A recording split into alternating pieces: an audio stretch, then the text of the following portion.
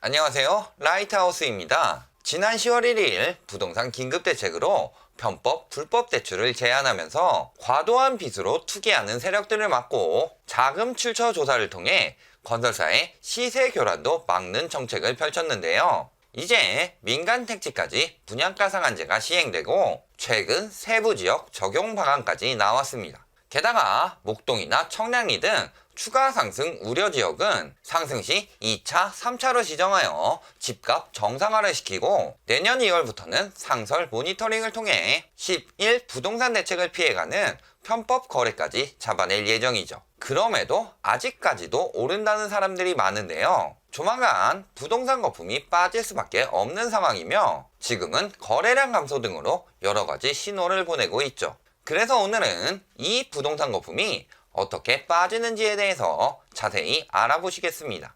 우선 현재의 상황부터 보실까요? 지난 집값 거품 영상에서 말했듯 초이노믹스 이후 서울의 아파트 가격은 물가 상승률의 7배가 넘을 정도로 짙은 거품이 끼었는데요. 이렇게 부동산 시장에 전에 없던 짙은 거품이 끼기 시작하면서 사면 돈 된다는 소식과 함께 초이노믹스로 인한 대출 완화까지 이용하여 너도 나도 빚을 내서 집을 사기 시작했고 연평균 115조씩 가계대출이 급증하기 시작합니다. 이로 인해 최근 가계대출은 1450조를 초과했으며 신용카드나 현금 서비스 등이 포함된 가계신용은 벌써 1550조를 초과했죠. 이렇게 비소비 지출은 차츰 증가하면서 소비의 여력은 떨어져갔고 이런 상황을 타개하기 위해 8.2.9.13 대책을 통해 대출을 제한했지만 아직도 부동산만은 오를 것이라는 믿음으로 매매사업자, 전세스와핑 등의 갖은 편법으로 대출을 받아 또 부동산을 투기하는 현상이 나타났고 올해 2월부터는 서울 아파트가 다시 상승하는 기이한 현상이 나타나게 됩니다. 집값이 올라도 수익이 거의 되지 않고 떨어지면 그대로 타격을 입게 되는 상황에서 하이먼 미스키 모델에 나온 것처럼 현실 부정의 단계로 오른 것일 뿐이죠. 하지만 앞에서 말했듯 우리나라의 가계대출은 매우 위험한 상황. 게다가 세계적인 무역전쟁으로 인해 수출까지 급감하자 집값을 빠르게 정상화시켜야 되는 상황이 되었고 이 급등세를 막기 위해 극단의 조치인 분양가 상한제를 내놓게 됩니다. 최근 시행된 민간택지 분양가 상한제의 적용 지역을 보면 서울의 핵심 정비 사업들이 있고 지난 몇 년간 가장 많은 집값 상승률을 보이며 서울의 상승세를 이끌었던 곳이죠. 그런데 요즘 언론들에서 떠들어대는 것을 보면 참 재미있는 게 핵심 지역이 오를 때는 낙수 효과로 인근이 같이 오르고 규제로 떨어질 것이 예상되자 인근이 풍선 효과로 오른다고 합니다. 하지만 풍선 효과를 받는 지역은 그간 이 급등세를 따라오지 못했던 지역일 뿐 강남이 오를 때 마용성, 성남, 과천 등 인근에서 같이 급등 안 한 곳이 있나요? 그러니 강남 4구 및 마용성, 여의도 등을 제재해서 하락세가 된다면 인근 지역은 따라서 하락할 수밖에 없는 거죠. 예를 들어 서초구가 15억에서 10억으로 떨어졌는데 과천이 13억에서 15억으로 오를 수는 없는 일이니까요. 이런 간단한 생각으로도 알 수 있는 내용을 가지고 이번 분양가 상한제가 약하네, 효과가 없네 떠들어대는 것은 규제를 지역별로만 생각하는 굉장히 국소적인 분석인 거죠. 말 그대로 분양가 상한제는 분양가를 규제해 시세를 떨어뜨리는 것이기 때문에 정비 사업이 진행되는 것만 억제하면 되니까요. 그러니 분양가 상한제가 매매가를 올린다는 말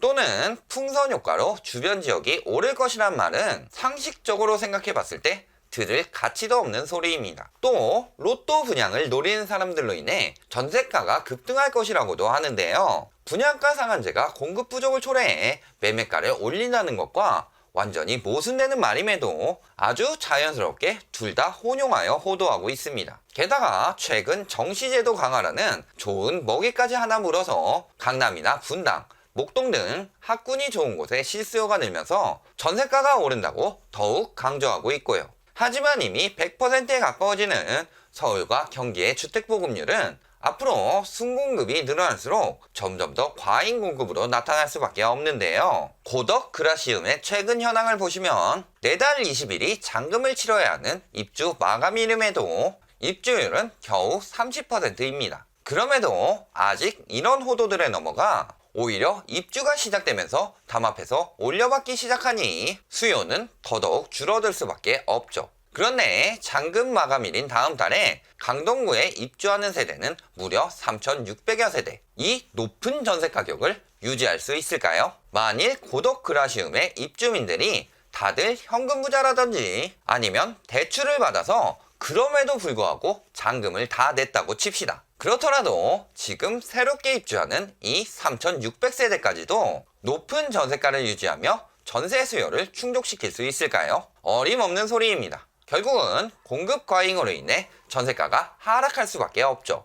그럼 인근에 미치는 영향은 어떻게 변해갈까요? 가뜩이나 강동구로 이주 수요들이 회귀할 수밖에 없는 상황에서 전세 수요도 가격이 저렴해지는 강동 쪽으로 찾게 된다면 당연히 인근 미사강변 도시 등의 연쇄적인 전세가 하락과 동시에 공시를 유발할 수밖에 없습니다. 또 이렇게 말하면 지금 하남 전세 가격이 오르는데 무슨 소리냐고 하실 분들이 있을 텐데요. 지금 하남의 전세가 오르는 이유는 기존 강동구의 이주 수요와 위례 신도시나 가밀지구를 거주자 우선으로 분양받기 위해 들어왔던 수요들이 아직 나가기 직전이라 일시적인 공급 부족으로 몰렸을 뿐인데 말이죠. 추후 교산 신도시의 거주자 우선을 노리고 들어오는 수요들도 어느 정도 있겠지만 그보다 빠지는 수요가 점점 더 늘어날 것이기 때문에 전세가 하락은 예정된 수순입니다. 이후 공실이 늘어나면 결국 여력 부족으로 인해 급매로 매물을 내놓을 수밖에 없게 되고 그마저도 안되면 경매 매물까지 속출하면서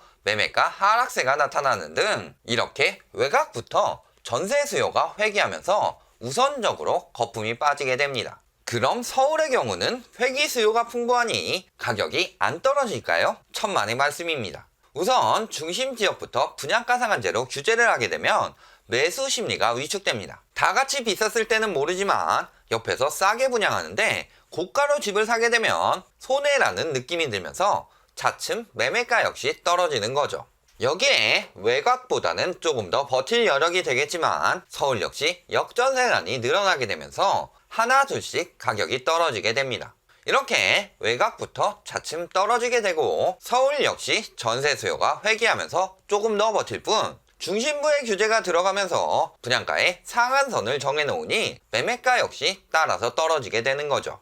단지 지금은 경제위기 상황이라 부동산 시장까지 급격하게 식어버리면 큰 경제 문제가 터질 수 있으니 분양가 상한제 시점을 조금 유예한 것 뿐이고요. 얼마 전 하락세가 시작되었을 때도 비슷한 형태를 보였는데요. 강서구에서 김포로 수요가 많이 이동했지만 김포가 먼저 떨어지기 시작합니다. 고양으로 수요가 많이 이동했던 은평구, 시흥으로 수요가 많이 이동했던 구로구 역시 먼저 외곽부터 하락했죠. 특히 예전 하락세 때와는 다르게 지금은 재건축 이주 수요 또는 서울의 집값을 버티지 못해 일시적으로 밀려온 사람들이 많다 보니 2기 신도시에 완전히 털을 잡기 전에 전세가 하락이 시작되면 실수요의 회귀 현상이 더 빠르게 나타날 것으로 예상되는 거죠. 하지만 건설사들과 이해부터 반사 이익을 누리는 언론이나 무늬만 전문가들은 결국 서울의 가격은 오를 것이라고 합니다. 만일 이런 경제위기,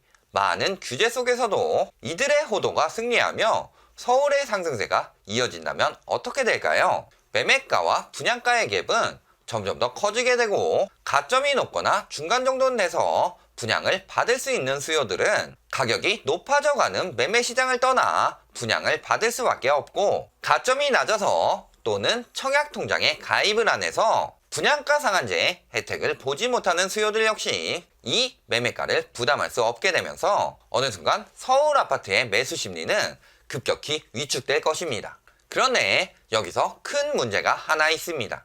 외국과는 다르게 한국의 부동산 투기는 다변화되어 있지 않다는 거죠. 우리나라의 투기 유형을 보면 갭투기, 분양권 투기, 몬테크가 섞여 있는데요. 분양권 투기는 기간에 한정이 있어 입주 때까지만 가능하며 몬테크의 경우 투기와 실거주가 어느 정도 섞인 형태이기에 내 집이 비싸게 팔리고 내가 들어갈 집 역시 같이 상승세를 보이고 있어야 한정적으로 할 수 있는 형태이기 때문에 실질적으로는 갭투기가 대부분입니다. 이것이 우리나라만이 할 수 있는 방법이면서 커다란 폭탄인 거죠. 외국의 경우 소자본으로 부동산 시장에 직접 투자로 뛰어들 수 없습니다. 그러니 리츠나 부동산 펀드 등 다양한 방법을 통해 수익을 올리는 것을 목적으로 하기 때문에 부동산에만 목을 매지 않고 분산 투자를 하는 반면 우리나라는 전세라는 제도를 이용해 대부분이 직접 투기를 하기 때문이며 그 목적도 수익이 아닌 시세 차익에 있습니다. 그래서 대부분의 소액 투기꾼들이 아파트나 빌라 등 갭 투기에만 몰려있죠. 비슷한 성향의 투기꾼들이 비슷한 수준의 자금을 가지고 비슷한 부동산을 가지고 있다가 시장이 한번 붕괴되면 비슷한 매물이 쏟아져 나오면서 하락세는 걷잡을 수 없게 되는 거죠. 그간 갭투기는 대부분의 자금을 남의 돈으로 진행하면서 이에 따른 이자를 내지 않기 때문에 쉽게 생각하는데 실질적으로 2년마다 상환하거나 조정해야 하는 매우 위험한 투기법입니다. 다만 지금까지 전세입자들에게 갑질하는 집주인들이 많아서 전세가가 오를 때는 따박따박 올려받고 떨어질 때는 돈 없다고 배째라고 하기도 합니다. 또 계약할 때 잔금을 안 치르면 입주시켜주지도 않으나 계약 만료 때는 다음 세입자가 없어서 돈 없다고 안 돌려주는 등 치졸한 방법으로 버텨왔던 거죠. 이런 방법으로 지난 몇 년간 돈만 생기면 전세 끼고 집을 사는 무분별한 갭 투기를 하면서 자금이 없는 집주인들이 늘어나기 시작했고 다음 세입자가 들어오지 않으면 전세금을 돌려받지 못하는 사례가 늘어나기 시작합니다. 여기에 규제책으로 역전세난, 깡통주택 등이 생기면서 전세 피해 사례도 늘어났죠. 이렇게 전세 보증금의 위험성이 인터넷의 발달과 함께 퍼져가면서 전세금을 지키는 방법도 빠르게 퍼지기 시작합니다. 지금 보편적으로 많이 퍼진 방법은 허그나 SGI의 전세보증보험이며 가입자 수는 해마다 늘어나고 있고요. 예전같이 정보가 부족할 때에는 다음 세입자가 들어올 때까지 배짱 부릴 수 있었지만 이제 보증보험의 가입자들이 늘어나면서 제때 갚지 않으면 연 5%의 지연이자가 필요하게 되었고 상황에 따라서 바로 경매로 넘기기도 하죠. 그럼 경매 건수는 기하급수적으로 늘어나면서 갭투기 매물이 쏟아져 나올 것이고 다같이 갭투기를 했으니 경매 위험성이 없던 매물들까지도 따라서 같이 급락할 수밖에 없게 됩니다. 즉 만약이라도 비정상적인 심리로 더 오르게 된다면 연착륙이 아닌 폭락 시나리오가 나오며 부동산 하락은 물론 경기 침체까지 이중호를 겪게 된다는 거죠. 결론을 말씀드리겠습니다. 이미 거품이 짙게 끼어버린 서울의 부동산 시장은 이전 거래량 영상에서 말했듯 부자들에게 더 이상 매력적인 시장이 아닙니다. 그렇다고 부자가 아닌 서민들이 대출 없이 사기에는 불가능한 가격까지 올랐지만 부동산 정책으로 인한 대출 규제에 최근 편법 대출까지 막혔습니다. 또 11일에는 고가 1주택자 전세보증 제한으로 전세 스와핑이나 이들의 갭투기를 원천적으로 막아버릴 예정이고요. 게다가 지금은 주택 보급률까지 100%에 육박하고 수도권 30만호 공급 계획으로 더 이상 공급 부족이란 말도 통하지 않습니다. 정부 주도하에 경제 위기를 넘기며 앞으로의 발전에 도움이 되는 연착륙이냐 아니면 그 와중에도 이기주의로 끝끝내 담합하며 하락세를 막았다가 결국 폭락이 되느냐의 선택지만이 남았죠.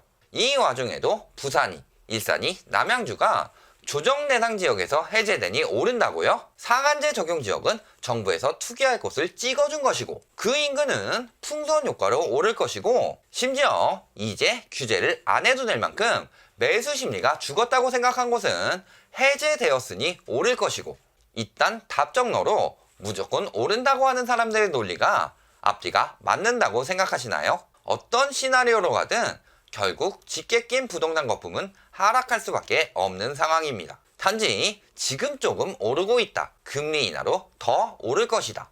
이런 단편적인 분석에 넘어가면 지금까지 힘들게 모아온 자산을 호시탐탐 노리고 있는 투기 수요들을 구제하며 대신 그 지옥으로 빠지는 꼴이 됩니다. 그러니 오늘 부동산 거품으로 인한 하락 시나리오를 잘 참고하시고 앞으로의 부동산 시장을 생각하여 내 집 마련을 할 때 합리적인 판단을 하시길 바랍니다. 오늘 영상이 도움이 되셨다면 좋아요, 구독, 알림 부탁드립니다.